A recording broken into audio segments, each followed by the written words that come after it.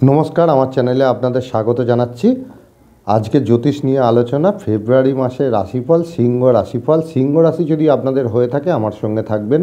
ফেব্রুয়ারি মাসটা আপনারা কীরকমভাবে কাটাতে পারেন, কীরকমভাবে চলবেন সেটা নিয়েই আজকে আলোচনা করব। চ্যানেলে যদি নতুন হয়ে থাকেন তাহলে চ্যানেলটাকে সাবস্ক্রাইব করে পাশে বেলটা ক্লিক করে রাখবেন, তাতে আপনারা নোটিফিকেশানের মাধ্যমে আমার ভিডিও পেয়ে থাকবেন। তা যাই হোক, আলোচনায় ফিরে আসা যাক। ফেব্রুয়ারি মাসে দেখুন স্ক্রিনে চার্টটা দেওয়া হলো। বৃহস্পতি আপনাদের ঠিক নবম রাশিতে, মেষ রাশিতে অবস্থান করেছে। অষ্টমভাবে রাহু, মীন রাশিতে কেতু আপনাদের দ্বিতীয় রাশিতে কন্যাতে অবস্থান করেছে। শনিদেব সপ্তম রাশিতে কুম্ভ রাশিতে অবস্থান করেছে। রবি ষষ্ঠ রাশিতে মকর রাশিতে অবস্থান করছে। শুক্র বুধ মঙ্গল তিনজনেই আপনাদের পঞ্চম রাশি ধনুতে অবস্থান করছে। তা প্রথমেই আপনাদের রাশির অধিপতি রবি। আপনাদের শরীর স্বাস্থ্য নিয়ে কথা বলবো। শরীর স্বাস্থ্য কীরম থাকতে পারে, তা রবি কিন্তু ষষ্ঠভাবে গোচর করছে। তা যেহেতু আপনাদের রাশির অধিপতি ষষ্ঠভাবে গোচর করছে, 13 তারিখ পর্যন্ত নিজের শরীর নিয়ে সর্বদা সজাগ সতর্ক থাকতে হবে। রোগ ঋণ হতে পারে, সেটা থেকে সজাগ থাকতে হবে। তা রবি আপনাদের ঠিক সপ্তমভাবে 13 তারিখের পর চলে যাবে। তার 1 থেকে 13 তারিখ নিজের শরীর নিয়ে সজাগ থাকতে হবে। এবার আমি আসি দ্বিতীয় ভাব। দ্বিতীয় ভাব থেকে অর্থ বিচার করা হয়, দ্বিতীয় ভাব থেকে পরিবার পরিজন বিচার করা হয়। দ্বিতীয় ভাবে কেতুর অবস্থান এবং দ্বিতীয় ভাবের অধিপতি বুধ, সে কিন্তু পঞ্চমভাবে অবস্থান করছে, ষষ্ঠভাবে গোচর করবে। তাহলে মাসটাতে আপনাদের শরীর স্বাস্থ্য কীরম, মানে আপনাদের অর্থনৈতিক ভাগ্য কীরম হতে পারে। যতক্ষণ পঞ্চমভাবে থাকবে মাসের প্রথম দিকটা, তখন কিন্তু কিছুটা হলেও ভালো অর্থনৈতিক ভাগ্য। ষষ্ঠভাবে যখন যাবে তখন কিন্তু ঋণ আপনাদের হতে পারে। ঋণে আপনাদের সেই দিকে আপনাদের মনোযোগ দিতে হবে, কারণ আপনাদের বুঝে, যেহেতু গ্রহটা বুধ, বুঝে খরচা করতে হবে। অর্থের দরকার সকলের। অর্থ বুঝে খরচা করলে ফেব্রুয়ারি মাসটা আপনারা বিপদে পড়বেন না, কারণ ষষ্ঠভাবে এই বুধ গোচর করছে। এবং আপনাদের একাদশপতি মানে সাফল্যের অধিপতিও বুধ। তা সাফল্যের অধিপতি বুধ ষষ্ঠভাবে গোচর করবে। তা আপনাদের একটা কথা বলে রাখি, ডেলি ইনকাম আসতে পারে। যারা ডেলি ইনকাম জাতীয় কাজ বাজ করেন তাদের ক্ষেত্রে কিন্তু অনেকাংশে বেটার দ্যান ফল দেবে। এবার আসি আপনাদের তৃতীয়পতি শুক্র এবং আপনাদের কর্মের অধিপতি শুক্র, দশম ভাবের অধিপতি। তা কর্ম নিয়ে কথা বলছি।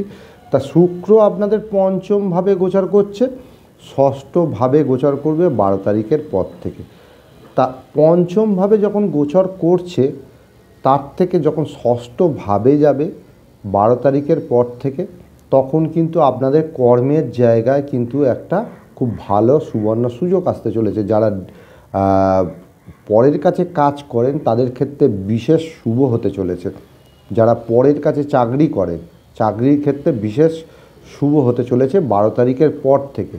আর পঞ্চমভাবে যেহেতু শুক্র গোচর করছে, সেহেতু আপনাদের একটা কথা বলি যে আপনাদের তৃতীয়পতি পঞ্চমভাবে গোচরে আছে।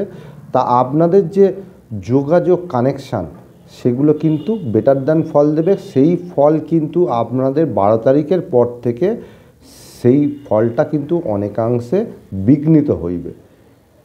তার কারণ হচ্ছে শুক্র যখন ষষ্ঠভাবে যাবে, 3-এর ফল কিন্তু সেই প্রতিষ্ঠ রূপে দিতে পারবে না।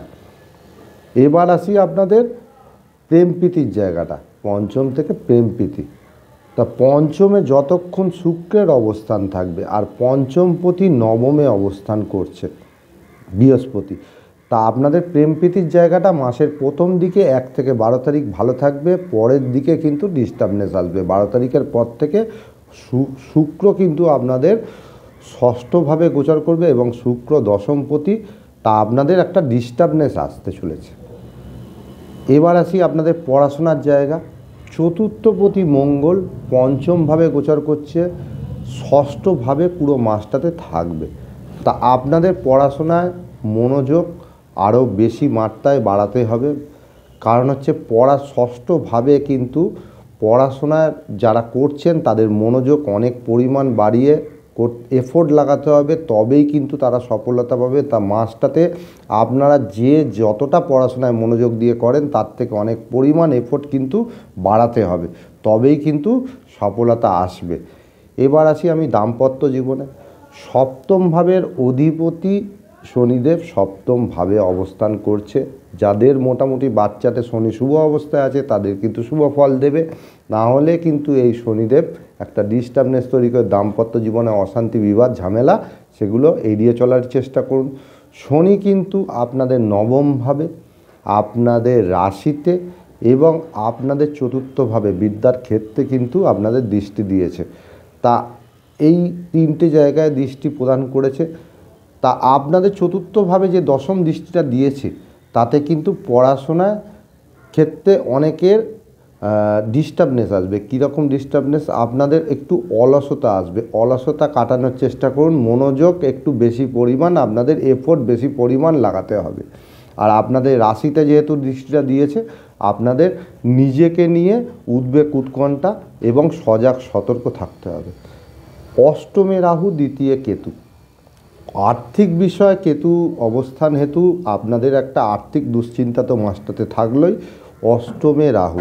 অষ্টমে রাহু কিন্তু শুভ ফল প্রদান করে না, এটা কিন্তু মাথায় রাখতে হবে। তা অষ্টমে রাস্তাঘাটে সতর্কভাবে চলাফেরা করতে হবে।